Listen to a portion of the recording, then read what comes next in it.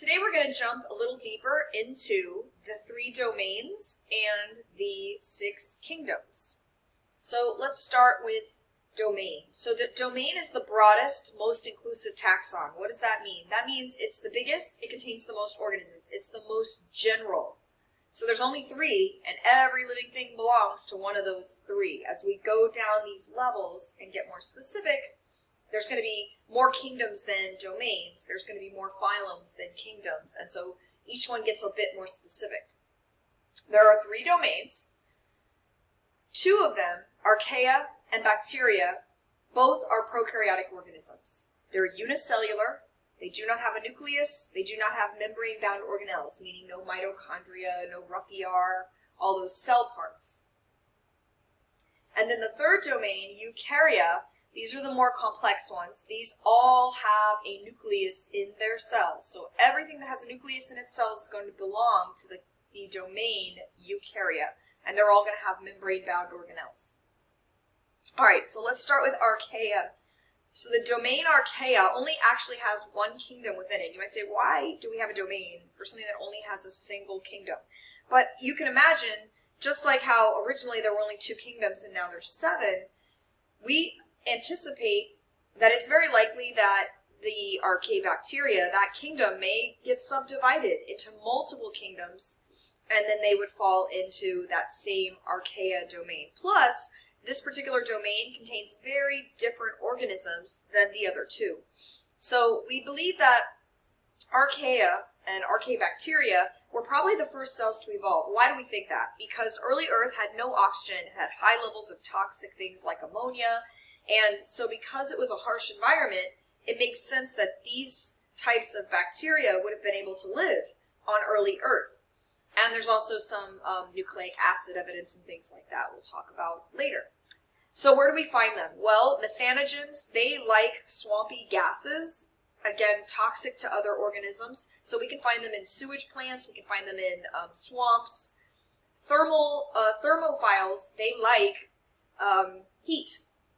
So we can find them in volcanoes. We can find them in what are called the hydrothermic vents at the bottom of the ocean, where it's really, really hot. And there's, again, hot toxic gases bubbling up from the center of the earth, and hot springs and geysers. We also find halophiles. Halo actually means salt.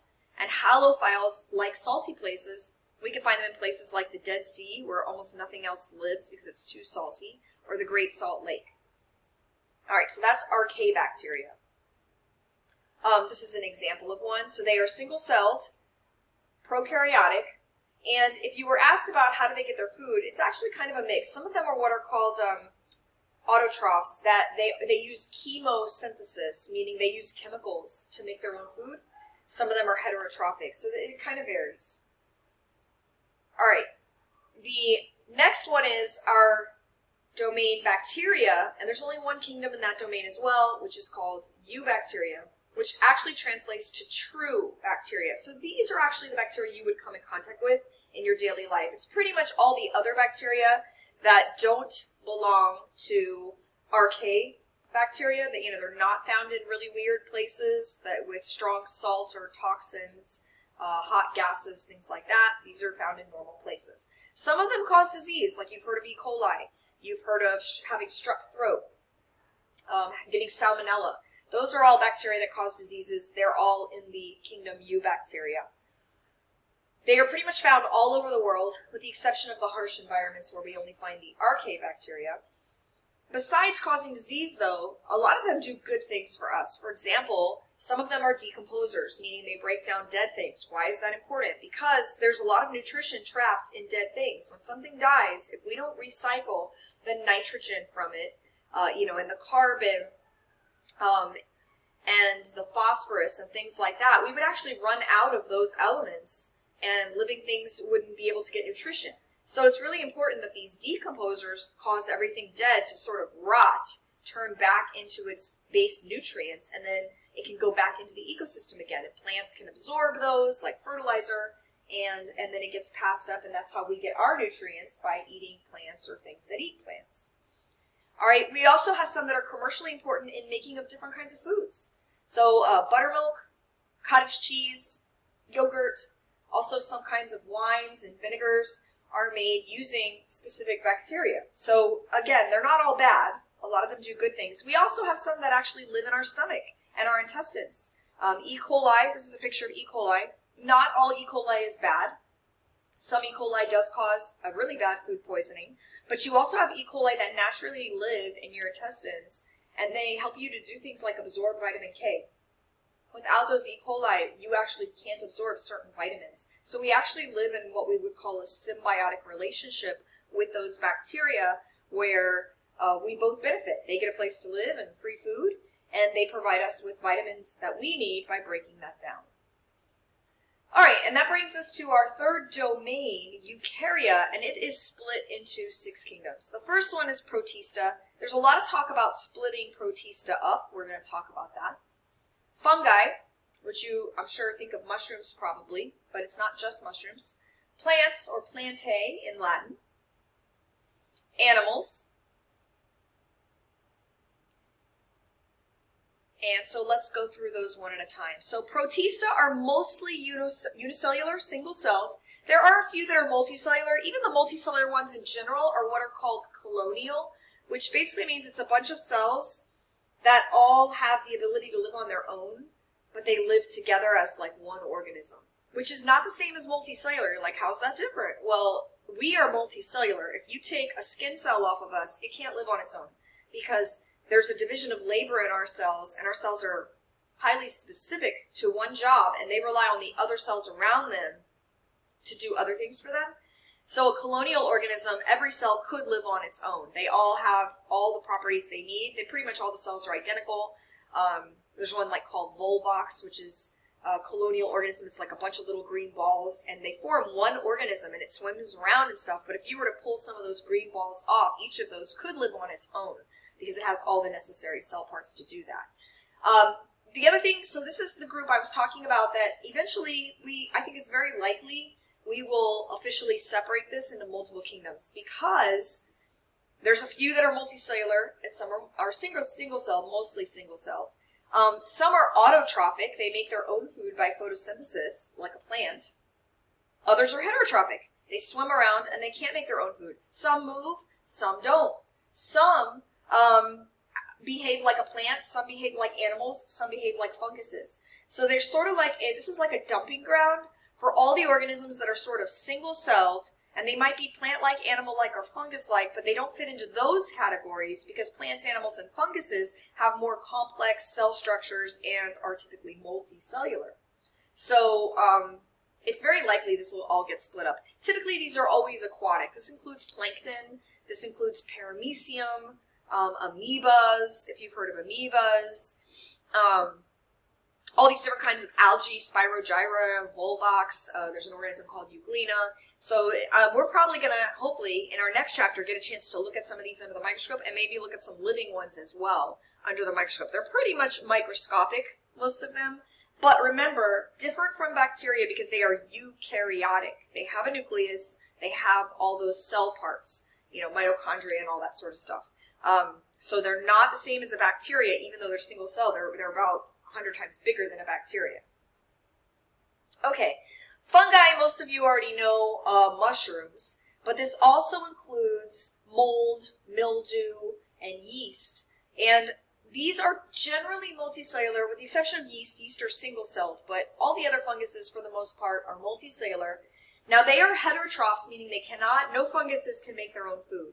But interestingly, the way they all get their food is they digest it outside their body and absorb it. So they secrete enzymes into the environment around them that digest the food, and then they sort of passively absorb what they digested outside. This is why there are some funguses that are parasitic funguses. So, for example, athlete's foot is caused by a fungus. Ringworm is caused by a fungus. And the reason why those cause itchy, peeling skin is because they literally are secreting enzymes that's dissolving your skin as their food source. And so that's why you get those symptoms from them, and obviously then you could treat that with medications. So these are heterotrophs, but they specifically absorb their food. Some of them are what are called saprophytes. They live off of dead things. Like a lot of the mushrooms will live off of like dead rotting leaves and things, and get their food that way. They are, again, generally multicellular. And something unique to funguses is that they do have cell walls, but it's made out of a special substance called chitin. Looks like it should be pronounced chitin, but it is not. It is chitin. And that is different than the cell walls of plants. So originally, if you remember, Aristotle just had plants and animals. He would have thought funguses were plants. I mean, a mushroom grows kind of like a plant, but it's different. It can't make its own food, which plants can. And on a microscopic level, their cells are completely different. No chloroplast, no cell wall of cellulose, which is what plant cell walls are made of. They have a cell wall that's made of a unique substance, which is chitin. All right, plants you're pretty much familiar with. So these are going to be multicellular. They are always autotrophic. They all have chloroplasts. They all do photosynthesis. Even, by the way, like Venus flytraps. If you're like, but like, what about Venus flytraps? And pitcher plants and like carnivorous plants. Those plants still make their own food by photosynthesis. It's just that they typically live in areas where the soil has no nutrition. So they need nitrogen, they need phosphorus, they need those things I was telling you about that the decomposers make. And if they live in an area where they're not going to get those things, then what they do is they make their own carbohydrates, just like if you could make your own sugar, and then they get their vitamins by eating flies and insects and stuff. So that's carnivorous plants. They're still autotrophs. They have cell walls, but they're specifically made out of a substance called cellulose, which in us, that's like fiber, basically. If you eat cellulose, we don't have the ability to digest it. Interesting side note, cows and termites can digest cellulose because they have microorganisms that live inside of them that actually digest it for them. And then animals, or Animalia, we're pretty much all familiar with animals. They are multicellular. They are what are called ingestive heterotrophs, so they typically consume their food and digest it inside their bodies. As we see more complex animals, we have an entire digestive system with intestines and things like that. Some of the really simple animals do not have that complexity. In general, most animals can move, by the way, and plants typically cannot. Plants grow in one place. Animals typically can move from place to place. So keep that in mind. That's another somewhat of a difference. It says here that they feed on plants and animals, but technically some animals also eat plankton, like whales, for example. Certain whales eat plankton as their main food source, and that's actually a protist. So that's a little bit misleading, but we do tend to eat other plants and animals. All right, and that's actually where we're going to stop. Next time we're going to learn how to break down organisms. What kind of evidence do we use to put the organisms into these categories? And I bet you're going to recognize it because this is going to go back to the same evidence we use for evolution. It's going to be that same evidence that we use for taxonomy.